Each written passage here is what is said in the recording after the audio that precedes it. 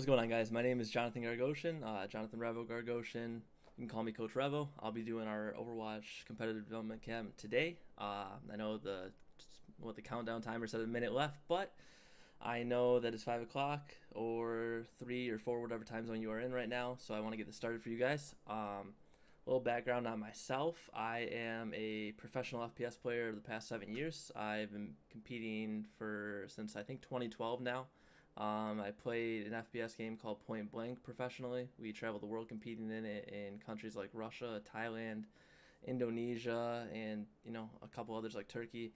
Been a great time. Esports has been part of my life for almost a quarter of it now at least. So I've always wanted to grow in the sport and everything. I think there's a lot of room for it, and each game is different. So like some games like Overwatch can be translated to games like Counter-Strike or vice versa. So for me personally, I like to teach in the way of combining more than one game. Because that way, if you ever choose a different game to play, you can always use your skills for it and then transition them over. So let's get this rolling for today. Like I said before, my name is Coach reVo. Whatever you guys want to call me is perfectly fine. Any questions, you can post them in the chat. This is brought to you by Esports Camps and Uptime Esports. We're doing a little collaboration here, providing you with the most information you can get in Overwatch and camp-wise. I think it's a really good thing to have, especially nowadays with esports growing as much as it is with the current situation going on out there. Honestly, esports is only going to get bigger, so why not grow along with it? And the best way to do that is by practicing and going to these things and learning the lessons to actually progress yourself in the game. So let's get this rolling with lesson number 1 on here. So the whole idea behind it is, like, especially with like Overwatch and everything, it is a competitive 5v5 or 6v6 shooter. So anything that involves like team-based games, there's always going to be so much into them versus like a 1v1 type game. Not to discount those, but when you're playing with 5 other people, you have to, if you want to practice, you have to get the timing down right to get on and practice at the same time. You also have to be all on the same page. But to break it down to get like the basics going for Overwatch as a whole is your hero pool. I don't know how long each of you have been playing, but even if you've been playing, since season 1 or even prior to then, the big thing with it is you always have to be sure and kind of decide right then and now, like, are you a DPS player? Are you a tank player? Are you a support main? Like, whoever you are, it really is dependent on what you do after that. I could main, say, soldier, for example, usually the most commonly used hero when you start playing Overwatch, and then right after that, then now I'm an Ana player. But if I'm just playing, say, soldier and Ana, I don't really have like the depth to go if my team wants to run a different composition. So you always want to pick a role. So choose between the 3 and say, like, I want to be a tank. Okay, so if I'm a tank and say I'm a Reinhardt main, if I'm a Reinhardt main, that means that I always want to get into the action first, and I always want to push forward with my team, which we'll get into positioning soon. But at the same time, if my team really needs someone to, say, dive a Widow, that means I have to have the kind of hero pool to be able to back up that I can play Winston, I can play D.Va, I can play a dive hero that can complement my team, which is also a tank. So that, like, the further you go down when it comes to like your hero pool and how deep it goes, it really will determine exactly like what type of player you are in the end. And I'm gonna just double check, make sure there's no questions. All right, good to go.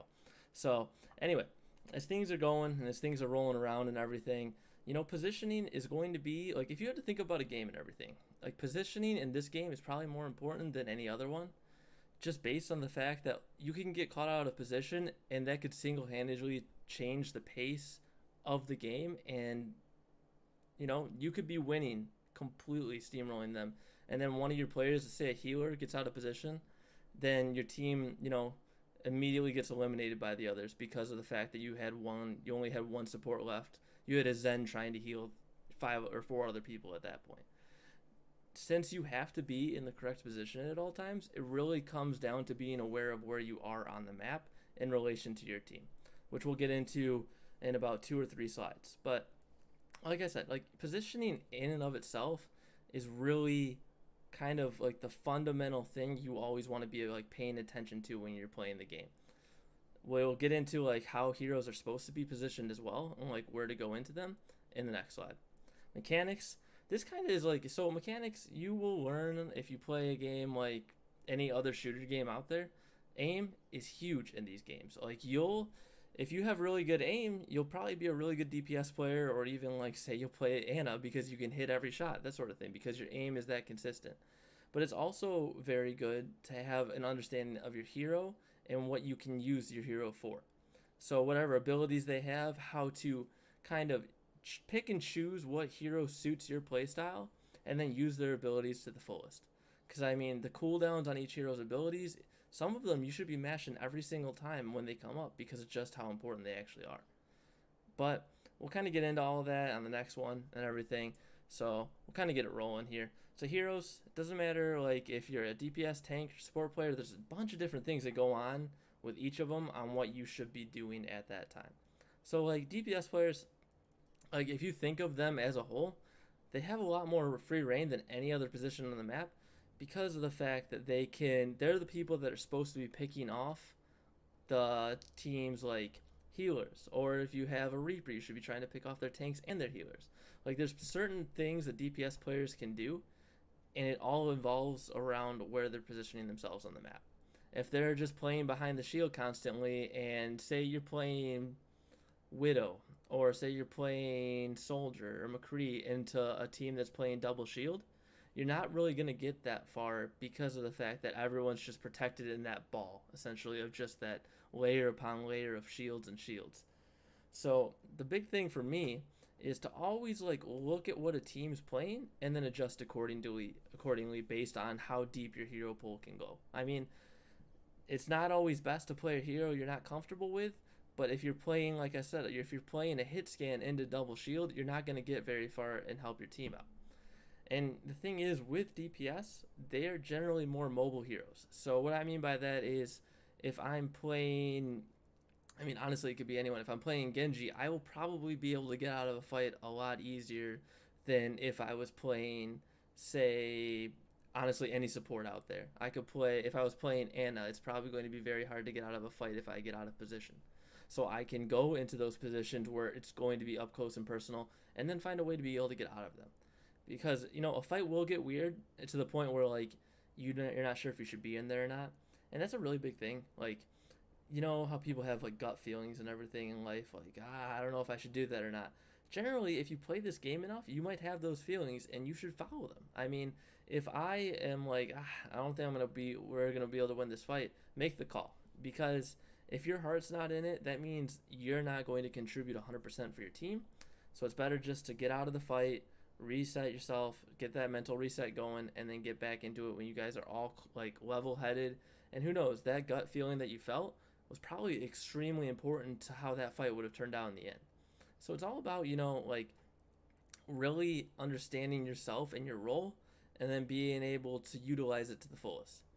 Now, like high ground and everything, it's extremely important. I mean, you could think of any game. High ground is huge, just for the sheer fact of like, if I'm on high ground, I can shoot and fall back, shoot and then fall back. What I'm doing is I'm essentially controlling the pace of the fight, so I can choose when I want to take the next fight, when I want to do damage, and when I don't feel comfortable taking it, and then I can fall back from it.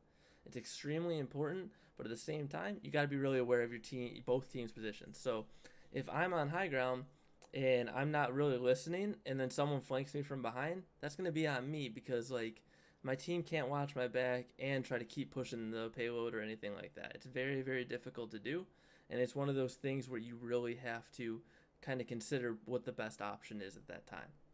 Now, personally for me, I've always enjoyed tanks more than anything else. It's been my kind of cup of tea when I've been playing Overwatch past however many years. But tanks, what they really do is you're the person that's controlling not only your team's positioning, but the pace of everything. Because think about games where you've had a tank that never pushes up, and you're trying to, push the payload or do whatever. It's very hard to win it, because the tank is the one that's really just going in there like kind of shields ablazing type thing, where you are really just trying to push that like you're trying to get as much ground as you can to be able to like let your DPS into positions where they can get high ground. Let your supports actually be able to heal you without having to hide behind cover at all seconds. And not only that, but like it kind of really makes the team second guess and the enemy second guess what to do. Because I mean, if you have like a Reinhardt, and if you, I'm sorry if you don't play PC, but W keying you like forward, like there's not much you can really do except for like just try to destroy his shield as fast as possible. If he's swinging, it's going to be even harder because that's going to take a lot of damage off you. So the only thing that really happens with those type of fights is then the other team's tanks have to push each other, and then they come to a head, and then you have to see what happens from there. Now, like when it comes to support, that's kind of the second role I've always chose to play. Is like supports are huge. If you think about like winning team fights and everything like that, most of the time you'll win a team fight when you kill the other person or eliminate the other person's support player. Because as soon as you eliminate them, they have half the healing, or if they were the main support, they have even less than that of healing to be able to hold their team. Because I mean, if you think about Overwatch, like it's a constant battle, heal off, battle, heal off. Like whoever can heal the team, like you could both have really, really good like DPS players, but like one team could have a better support player that's constantly healing their tanks, so they're able to get more ground and they're not letting anyone die. They're being way more mobile, so it's like you can't kill them. It's too hard to at that point. That is when you know like a support, like a really great support player, can change the game completely. It's all about like how you're playing your role, and especially support. Like next point right here, enemies going to target supports. They definitely are. It's going to be like the one thing, like that's what if you're attacking like the enemy team, you're trying to go for their support players. DPS are going for the support players. Tanks are trying to do whatever they can at that point. But being a support player, you pretty much have a target over your head at all points because of the fact that everyone wants to get to you because they know they'll win the team fight if they get you. But what does that mean? That means you have to be more mobile and more aware of your surroundings than any other position out there. Next slide's all about awareness, so we'll go into it more. But think about like a lot of the supports and everything. If you're playing Zen and you get like if a monkey dives you or something like that, if Winston dives you, it's gonna be really tough to get out of there. But like if you're playing Mercy and a Winston dives you, all you have to do find another teammate and then shift on over to them. Or like if you're playing controller, obviously you'll still be able to do the same thing and get over to them. Whatever you're playing at that time, it really has to be like if you're playing Zen, it's going to be very difficult to get away from dives. But at the same time, it kind of counteracts depending on if you're playing Zen because they have a Zarya or something like that. It really like the whole idea behind like the choice you make in heroes is dependent on how good you are with them, what the other team is playing, and what your team is playing. Three different things. They can all, kind of be together at once, or you'll kind of have to decide which one's more important to you. But at the end of the day, if you want to progress in Overwatch and get better, you really have to follow all three. You can't just always play your best hero. If you do that, because I mean, I'm sure everyone has seen someone that has only played Bastion and then won't change if the team doesn't have any shields. Because come on, you're not going to be able to get very far in that because of the fact that like Bastion's really good, but the team has to play around them in order to do anything about it. So like going forward and everything, I think it's really important that you guys kind of choose the role that's going to be your role and then choose how you want to play that role. It's extremely important. I think you guys will do really well at it as long as you kind of just like take the time to think about it and really like consider everything that's going on, especially with what I'm breaking down right now. Now, next thing, team awareness. So like when I always think about team awareness, I always think about what's going on around me. Like that's a really golden rule is like you have to be aware where your teammates are on the map. If you don't know where they're at, it's very hard to do pretty much anything. You're kind of stuck wherever you're at. You have to wait until like if you're Mercy, you really need to be like doing 180 or 360s to make sure you know where your teammates are at. If you're playing any healer, you have to do that. If you're playing a tank, you need to be aware that you're if you're like playing Reinhardt, for example, that shield has to be up when your teammates are trying to res. Like if Mercy's trying to res someone. If you have a DPS player behind you, like you're holding the shield up, and then they're trying to shoot through it because they have a perfect angle right there. It wouldn't be right of you to just drop the shield and have them be able to take all that damage. So it's really about like being aware of what's going on. And then once you get all that down, like you're like, okay, I know that Mercy's to my right. I have an Ana behind me. Genji's flanking them right now, and I have, say, a McCree that's holding my left and watching out for any tracer that's trying to get in our back line, like that sort of thing. And then I have, you know, pretty much I have Zarya that's bubbling for us to always be able to continue to push and push. Like, if I know exactly where my teammates are at, I can make any call in the world, being say a Reinhardt main, and just trying to push forward and like decide if it's right to push forward. Like, you have to be like, one thing too is the fact that like being aware if like one of your teammates gets knocked, like they're not knocked, but if like they are out of the fight, you really like, is it worth it to keep that fight going then? Is it worth it to like kind of stop what you're doing and be like, okay, you know what, let's back out. It's already 5v6. We're not gonna win it. We're already down Moria. We can't win this fight. That's our main healer. Let's get out now so we can reset. We don't want to waste, a minute when we could just only waste, 20 seconds or so. Because, I mean, that clock that's going down each time you guys are playing, every fight matters when, like, you're trying to, like, say, progress that payload far enough. Or, it's a 2 CP map and you're really trying to capture the last point. Like, each fight matters, but at the same time, you have to not be emotionally invested into the fight. One of those things where, like, you're playing any game, you let emotions get to you. As soon as you let those emotions get to you, you really aren't playing, like, with your head. You're playing with, like, whatever you're feeling at that time. So I'm feeling like I just got knocked down to 100 HP and I don't even know what to do. I was at 500 before and I still want to take this fight because how do they even do that? Or like, say my controller froze for a second and now it's like that was the only reason that I was losing that fight. I'm going to still win it now. Or like, I got two biggest thing that I've seen is I'll have a DPS player, or any player rather, say I got 2 picks and then they'll die. And then it'll be like automatically like, hey, like, why aren't you guys winning that fight? Why aren't you guys winning that fight? And then we lost 4 type thing. Like, even like now it's a 2v4.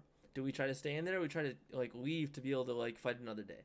Like, it's one of those things where like, yes, you probably did like a really good job at that point, but it's not worth it to like tell your team or ask your team why they couldn't win it, because all that's going to do is just bring the mood down. Like, it's one of those things, like, attitude is so important in esports and in anything, honestly, that as soon as that mood gets brought down, all that's really happening at that point is just, it's just going to be silent. Or if it's not going to be silent, it's just going to be tension. And then how are we going to plan the next fight? How are we going to do this? How are you going to do that? I didn't even talk about this point yet, but cooldowns. Like, when we're playing this and everything, like a Zarya bubble, huge. If like, say Reaper's gonna ult, okay, and you have a Reaper on your team, Zarya should be bubbling that Reaper as soon as he gets into the fight so he can ult, right? So Reaper's not gonna go into that fight if Zarya's on cooldown. So that needs to be communicated. Same thing if there's going to be like a grab dragon, like that's been something that's been around for a while now. But like, if Zarya wants to use her ult and then Hanzo wants to use his, it's a really good idea to not have Hanzo use his 15% before Zarya will get hers. It's always good to try to combine everything. The more you combine everything, the more you guys are working together, the further you'll go, in the game and like as a team-based player. I'm just double checking, making sure there's no questions. But next thing, team fights. So when I was talking about this before, like, if there's an advantage or disadvantage in a fight, like, you really have to remember that each fight's going to be different. Like, you could be down 1 or 2, but also have had a Rein, like, your Rein just shattered 3 of them down, and you still have a DPS up that can clean it up real quick. Like, that's still a win in my book. There's still a possibility to win that fight. It's all about, like, if you can or not. And that decision has to be made like that, because if it's not made quick enough, all that's going to happen at that point is it's going to be like that kind of battle between should we stay or should we get out of there. And when that happens, now your brain isn't really thinking about the fight anymore. It's just going back and forth, back and forth, back and forth, to the point where you kind of have to now just do whatever, because like you kind of sat too long. Now your team's already respawning, that you're probably not going to make it out of the fight. And then what that is you're getting staggered then. So like once you get staggered, it's going to really affect pretty much the whole entire fight, because now you have to wait to respawn 20 seconds later, and now now you have to reset the fight and everything. Really, really important. But that's kind of my like couple things I wanted to get through today. I know that this camp we're going to be doing a bunch of learning and everything. This is the one. There's another one coming up too. I believe it's June 2nd, so if you want to join that one as well. And then there's going to be one, I think it was June 8th. It's going to be roughly about a week and a half from now. It's going to be a week-long one where we go into even more depth on these things. Because I mean, think about Overwatch. There's so much more to it. Like I could talk about cooldowns and ultimates for probably an hour or two at least, because there's just so much that goes into them. Because each ultimate has kind of like almost like a partner ultimate that go really well with each other. So you want to know which goes with which, because then that makes you choose which hero you want to choose. Same with cooldowns. Some cooldowns pair really well with each other that you want to like use them together. Same with heroes. Same with a lot of things in this game. It's why this game has so much potential, and that's why like if you ever watched Overwatch, like how many unique things have came up from what they've done throughout the past seasons. There's been so many interesting like developments with the game that no one thought possible, but once people started testing different things out, they were able to do it. Like sending a diva bomb through a teleporter, like that sort of thing. Obviously that was a while ago now, but it was hilarious to watch people do. Like there's so many tiny things that you don't know about that you just gotta try. Like this game has so much room for different things you can do that it's gonna keep growing. There's so much to it that I'm personally glad that I enjoy the game, and I'm glad you guys have taken it upon yourselves to watch this and enjoy the game just as much as me.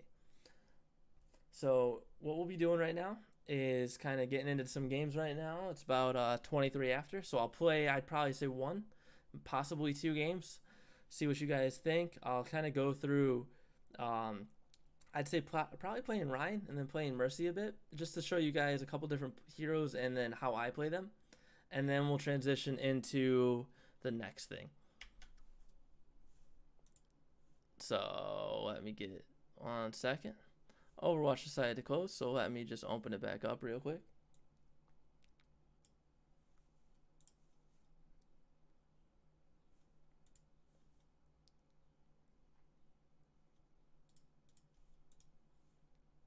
Alright, cool. Now we have it opening back up. Until that point, I will, yep, there we go. It's launching right now.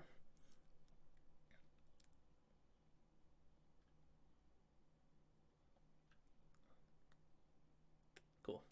And we are in. Actually, let me make sure it's capturing. Looks like it.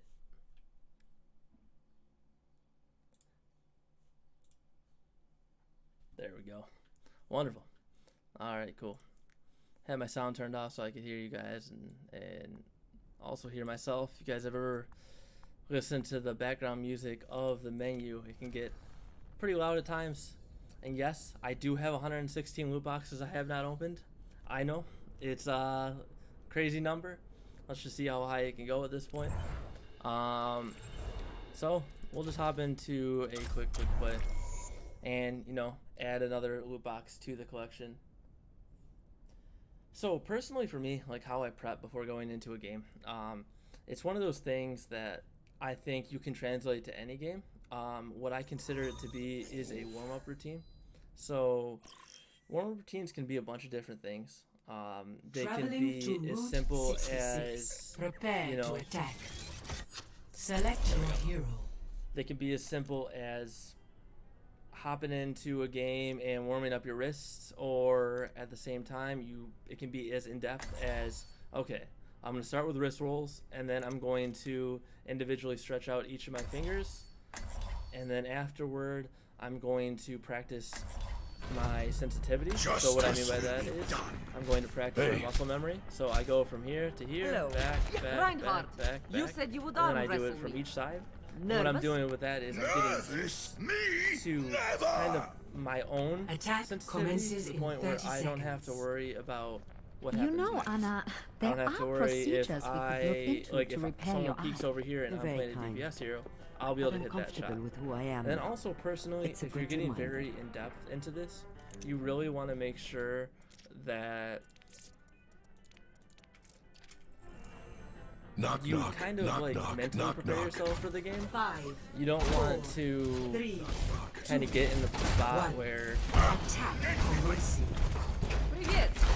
you are like not mentally prepared for what goes on next. So, like, if I hop into a game and hey, I really want to, you know, get better at this right now, I'm not going to, you know, stop and then get like angry at the game. I'm going to sit back, give myself a nice little movement and then get back to it. Now, whatever target level you and everything, you really have to jump out and like let that get rid of from the field. So that's just can't really hear myself talk. I will do that in one second.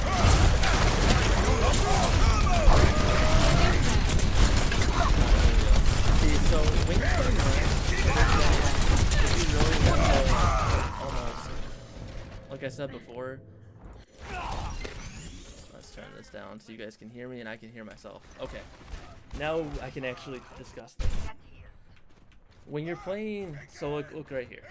Really good example of teams falling back now. We got down to Mercy, we got down to Ryan, now we're down in Anna. We have no heals whatsoever. We really have to get out of this fight.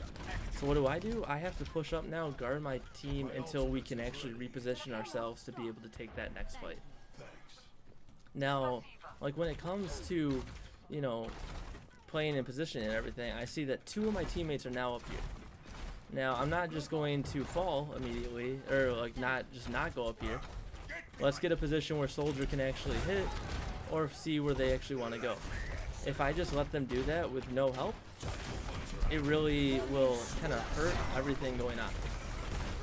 Now, we're at the point where we have high ground. They have no idea what to do. Soldier's already up top. We can now push the fight. Ash got 2 picks.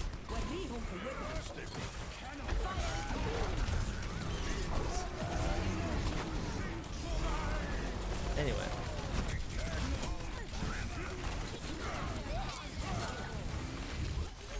Diva bombs are very, very terrifying when you don't have a shield or anything to cover for them.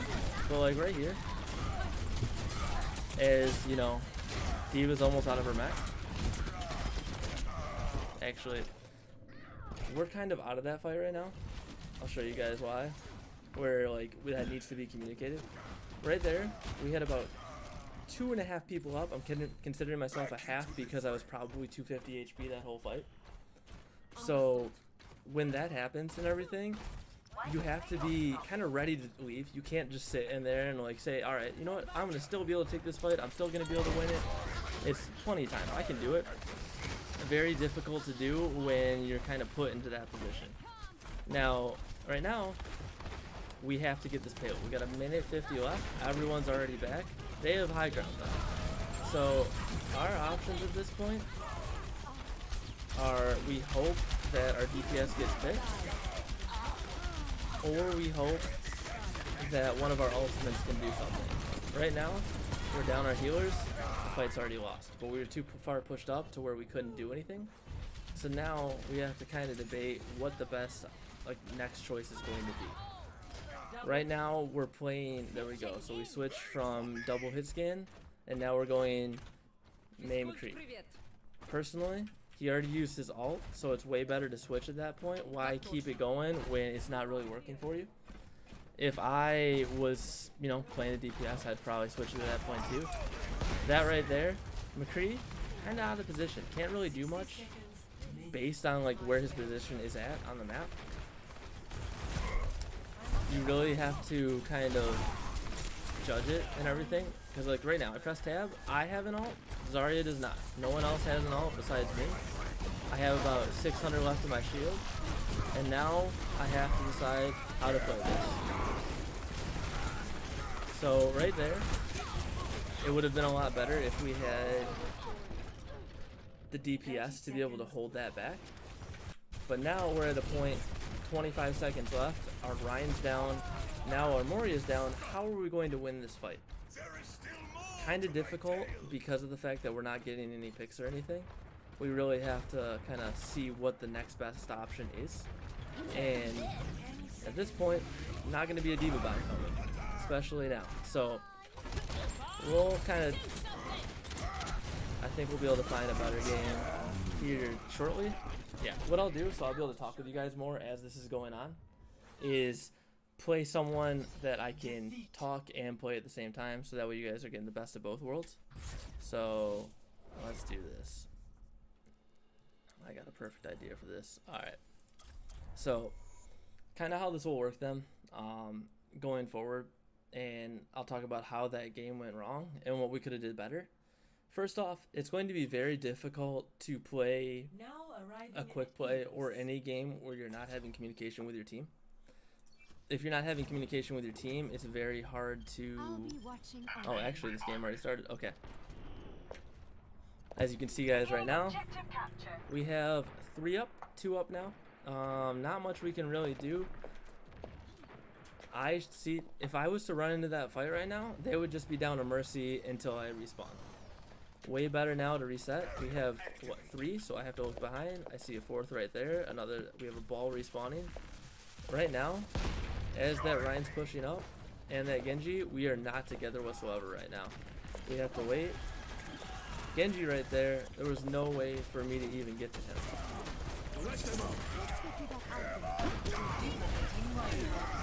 That's unfortunate, just because there was nothing else we could do. The Lucio ult helped a bunch, but we really have to see. Ryan just got pulled down, not that good.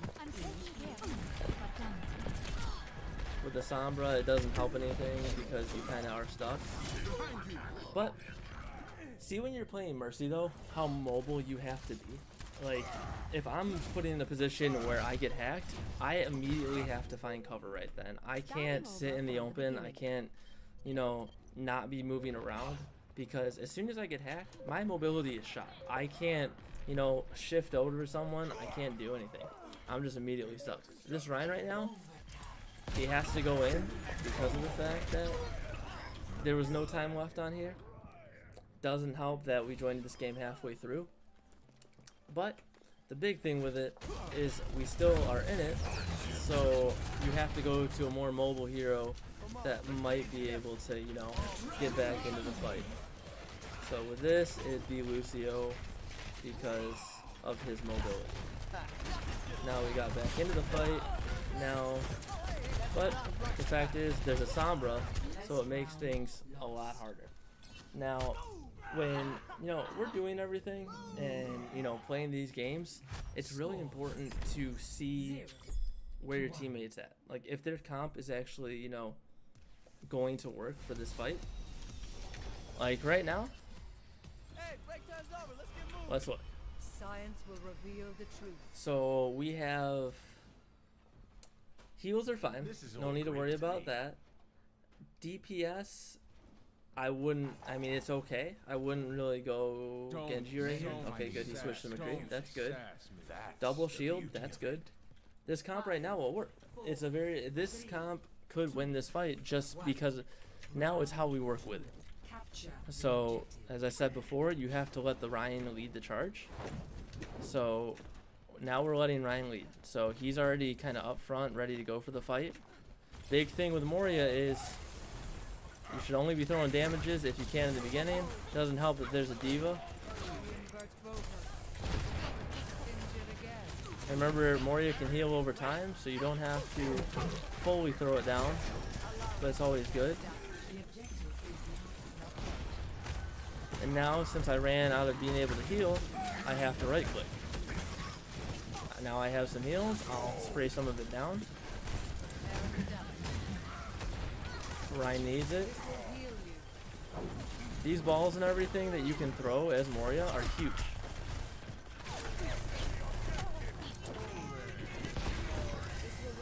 As you can see right here, I already have my ult because of how much healing was already done. That was huge by Ryan.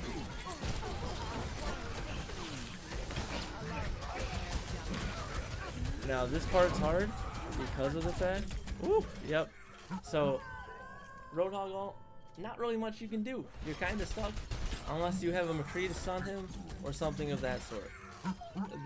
My shift right there should have gotten me out of there. It shouldn't have made me hit the wall, because as soon as I hit that wall, the Roadhog immediately had the chance to win that fight.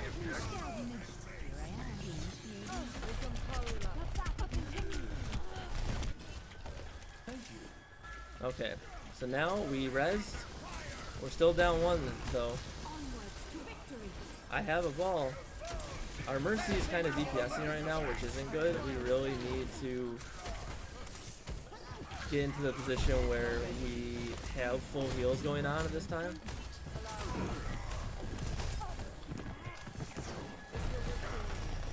Our Ryan right now should not be fighting this Roadhog.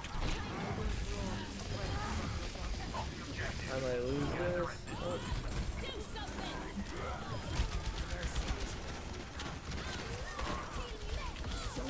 That I accidentally pressed. Did not need to press Q right there. There is only a brig left, so it wasn't really useful.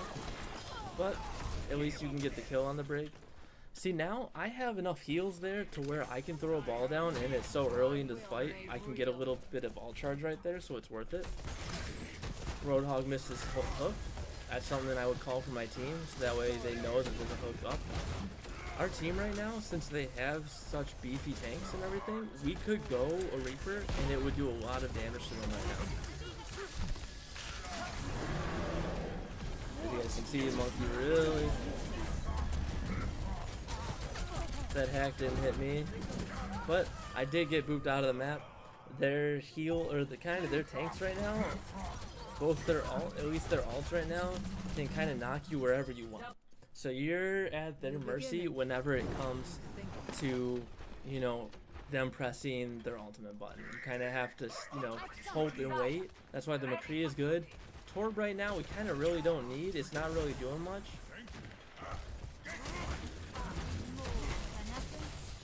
Ooh.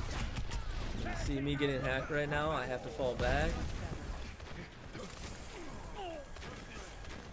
McCree got burned right there. Probably could have helped him more. But they're playing kind of mega stun. So they're like, I wouldn't say mega stun, they're playing a brig. But when we kind of get into these scenarios where there's a brig, there is, you know, monkey hog and everything, only thing you can really do in this position is get a Reaper and kind of win the fights against, you know, those big time, this is not gonna work, against those tanks. Because if you guys watched right there, I don't think that Roadhog died more than one time. When that Roadhog dies one time, it doesn't really do that much. You're kind of stuck because of the fact that, like, he is one of those guys that can just continue and continue on. Like, as you can see right here, is probably going to be when he booped everyone off the map. It was a really good ult. The EMP was exceptional at that time. And see how kind of the whole entire team lined up and was able just to kind of send them off the map. Huge. It was incredible. But that's like one of those things where you really have to kind of be aware of what's going on at the time. And then also play your team comp to kind of contest theirs. Fight them and, like, you know, be able to almost counter them, because countering is really good if you have kind of the ability to counter, if you know the heroes well enough to be able to counter. It's all about, you know, making sure you actually know those heroes though. Like, if you don't know how to play Reaper, probably not play Reaper, but if you have played him enough to be able to know his abilities and know how he plays, do it. You'll be able to do it. It's one of those, like, you kind of have to hop into it while, like, you're still kind of new to it, or else you'll never learn. That's why quick play is so good. If you're ever trying to learn a new hero or practice or anything like that, it's Select exceptional. your hero. So I'll see. So this is going to be a chance to fill in and everything like that. I know I'm not the best Lucio. I'm not the best Zen, and since I'm not communicating, I don't want to play Zen because I'm not going to be calling out my Discords. My Brig is okay. My Ann is okay. I'd say my Mori is the best, and so is my Mercy. So right now, it looks like we're trying to kind of push more aggressively. So in this instance, depending on who my other tank goes, I can kind of decide what I want to happen from here. But I know that there's a Widow on my team, so regardless, I need to find a way to be able to heal that Widow if that Widow is playing high ground. I'm not going to be able to do it with Moria unless I shoot like an orb up there. That's my only option. Can't really do much besides that. So let's see how it goes. Let's try and go Mercy. Let's see if that is going to work. Big thing with Mercy is if you aim at someone, press left shift or whatever yours is and then jump, get a little bit further. Also, you can see what they're running. There's a Diva up top. There's a Torb, and I could not see the rest because I was just glancing real quick. But so right now I'm purple. What that means is I can't really do much. I'm kind of stuck. Me being a healer is fine to play behind this thing, so that means I am pretty much using this as a tank right now, protecting myself and making sure that we're good. But at the same time, my tanks should really be up there before me because I need. See, as I'm like constantly jumping around and everything, I don't want to be an easy target for these guys. I don't want to be, you know, immediately like getting eliminated by them because I'm just standing still. Like if I think about the hardest target for me to hit, it's someone that's moving. So why not do the same thing? So as you guys can see, that Zarya, I was gonna take fire damage or I was gonna burn from that, so it was kind of tough. I'm trying to use the cover, but ball being right there is tough. We're down one, so this is not really the best of res since Zarya can just get res right here. If I res right there, Zarya probably would have got eliminated right off the bat. This right here, I'm just trying to see if Widow can get a quick pick. But since Widow used her ult, that means that we have ability to make some ground right now. Alright, Diva's low, so now let's keep pushing. Diva's out of mech now, even better. As you can see though, I really have to be aware that if my team's getting healed or not. I can't see Widow, so I have to wait for her to get into a position to heal. See, if I didn't heal right there, Widow was dead. So it's always good to kind of get yourself in a position to be able to do that. Our ball is really creating a lot of room and positioning. And now, our Lucio really didn't need an ult right there, but it's okay.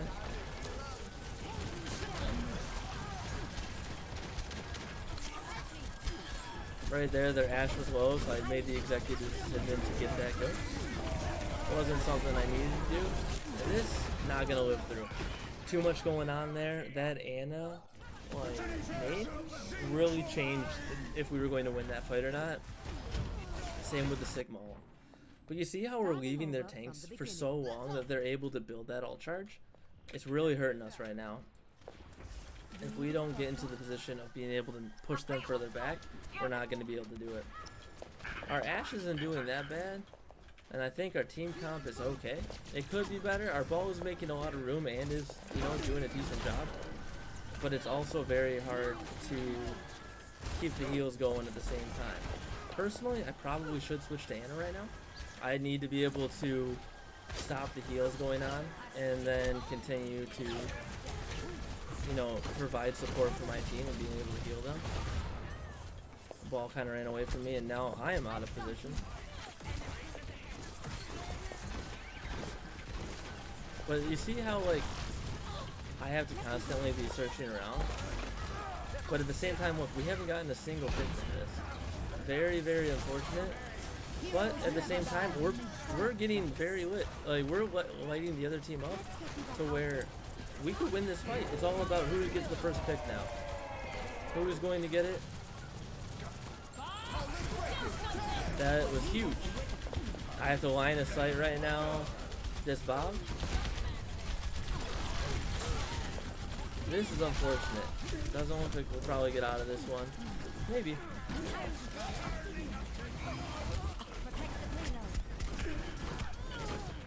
Super unfortunate. Not really much I could do there.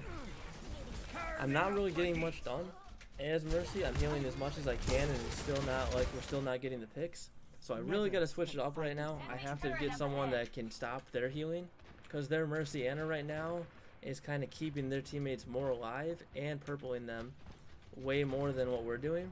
So it's hurting us a lot. Thing right now is we are down a lot of numbers, so there's not much we can do. And even now, since we lost that fight, I got staggered because I pushed too far ahead too quickly. In that position, I really needed to fall back a lot sooner and then take the fight later. Now, I really have to go Moria to even attempt to get back into the fight in time, and then throw an orb in there because that's the best healing I can get done. This will heal you. Now, as you can see, we're getting booped and everything else. So they're using pretty much all their ults and everything, which is smart, and we're kind of stuck. Not really any way to win that fight because of the fact this really is no way to actually be able to win that fight at that point. You're kind of stuck. The team composition in and of itself was not what you wanted to see. So for me, like the way that I kind of like to break things down and everything is, I'll kind of break it down even better, is when we're, I agree with that, Roland. Yeah, completely. Because you can't follow, yeah. I completely agree with this. So when, that's a big thing too.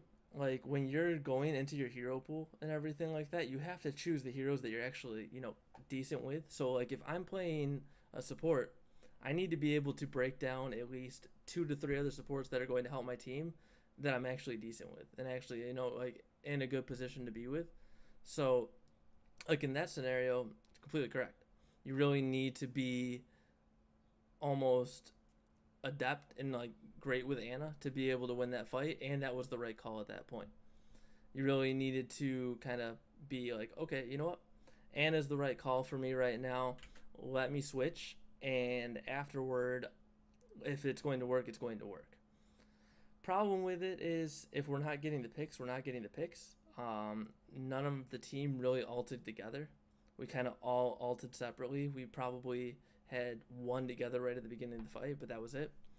Doesn't help that we're not communicating. I think communication's really huge with it, so you really have to kind of put that into perspective when you're doing it as well. Like I said, I've been playing competitive games and I play professionally for the past 6-7 years now. Getting good at games is not going to happen overnight, and it doesn't mean that you're going to be, if you transition to a new game, you're going to be the best immediately. But the thing is, if you kind of get the framework going, if you get a good warm-up routine going, if you use all the resources at your disposal, you'll get to the next level at these games. It's just all about how much work you're willing to put in and what you're willing to sacrifice to be able to do it. Because, I mean, esports is going to be around forever now. It's growing every single day. I mean, if I was able to do this 6-7 years ago, just think of what's out there now that you're able to do, you know, being, you know, what, 8 through 20. I mean, you could be even, I mean, I've seen people nowadays, like even some of my former teammates and everything that are in their 20s and, you know, pushing 30s and everything that are still very involved and switch to another game like that and was able to pick it up. It's all about, you know, the grind. Like using anything you have and using any resource you can to be able to get to the next level. Personally, for me, I think that development camps and everything are a great way to. I wish I had them back when I was playing and I had to learn it all myself. It's like, it's one of those things where you didn't realize you needed it until you now do. In my opinion, I would, you know, I'd take it all to heart. I'd kind of rethink everything I know about the game and then kind of like use whatever other people tell me and kind of put it all together and see what I can make myself out to be as an esports player with that knowledge. Now, when like going forward and everything, if you guys are, you know, enjoying this and would like to continue on, you know, doing these camps and everything, there's another one on June 2nd, and there is going to be one about a week and a half from then, like I said before, where it's just going to be a paid camp, but it's going to be all week long. It's Monday through Friday for 2 hours piece on each day. That one's more centered around, you know, one-on-one interaction, getting to know like the individual player, esports player, and then figuring out what they need help with most. Because I mean, if you think about it, like playing a game and everything is very like easy to do, but finding out where you need to improve on, it's kind of hard to do because you're looking at it like if you ever watch a video of yourself play a game, it's harder to pinpoint and like figure out what you did wrong. Whereas if I watched it or like one of my colleagues or someone else watched it, it's a lot easier for someone that's not you to be able to pinpoint it. Same way with me. I'm not going to demo review myself or VOD review myself. I'm going to ask someone I know, because if I don't, then it's all about like, wait, I thought I did that right, but at the same time, did I actually do that right, or is that just how I feel? So just know your matchups, know what works again.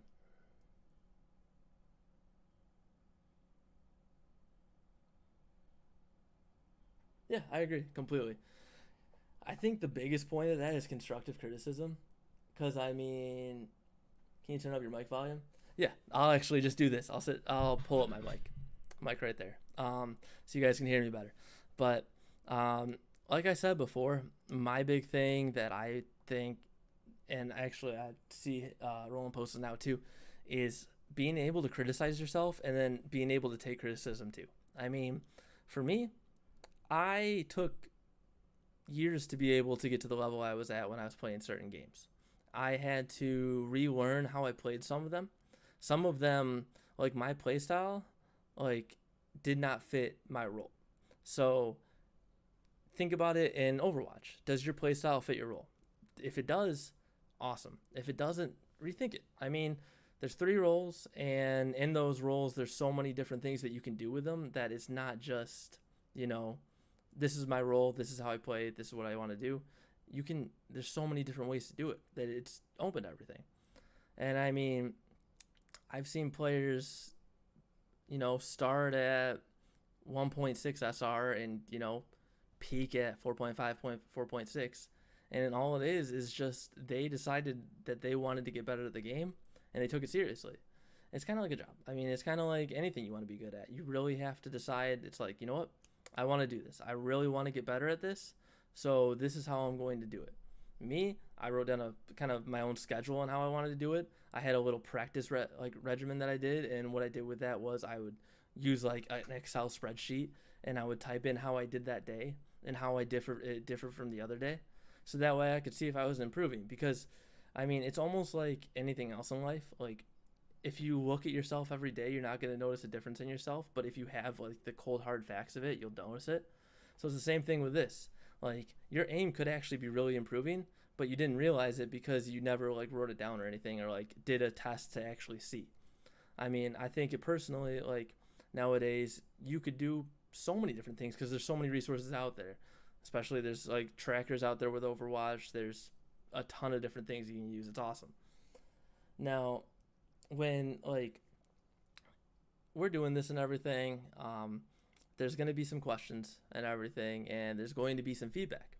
And whenever like we do a camp and everything, I've coached for probably the past 2.5 years now. Like I said before, I was a professional player prior to that, and now it's been the point where I'm like, you know what, my reaction time isn't as good as it used to be. I think I'm better off using my game sense and my game knowledge to be able to progress people further. So when you're like doing these things and everything, you could, you know, always have a different opinion or have a different, better way to do it. But if you do, just let me know, or because we'll be posting a survey at the end of this, and we can post it right now even as well. Take the survey, see what you think would be better to like be put to this. If there's like another technique that you think would be better to learn, or if you think I didn't elaborate or like explain the topic enough to where I was just like, you know what, attitude and communication, and that was it. And you're like, I really wanted to learn more about attitude and communication. Can you please explain it more next time? Of course. There's so much to games that I could say one topic, and then if I switch to the next one, I could have probably spent an hour on the previous one. So let me know. I'll read them all. We'll read them all and kind of see where to go from there. There's, like I said, there's so much to esports and everything that utilize this. Utilize everything you can. The resources out there are tremendous. Use them all. Take whatever you can from them, and then just be like, you know what? Today's the day. I'm going to start on that track to being a competitive player, and then I'm going to start on the track to being the player that I'm watching on Twitch right now. Or if you just want to have fun and play it, do it. I mean, this game's so much fun. I mean, this game has more game modes than most other FPS shooters, if not all. Like, you can do in the events that are out with this game are insane. They're hilarious. They're so fun.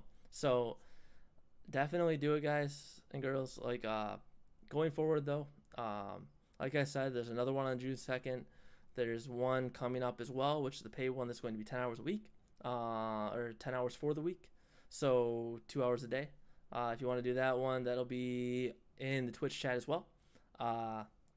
But that's going to be it for me. I appreciate you guys, coming out, listening to me, watching me play, kind of hearing the whole entire thing. It was fun. I enjoyed it a lot. Can't wait to hear your guys' feedback. Check out the survey if you can. Write in what you thought and go from there. Thanks again, guys. I really appreciate it. Once again, this is Jonathan reVo Gargoshen, and this was the Overwatch Competitive Development Camp presented by Esports Camps and Uptime Esports. Thank you, guys. Take care.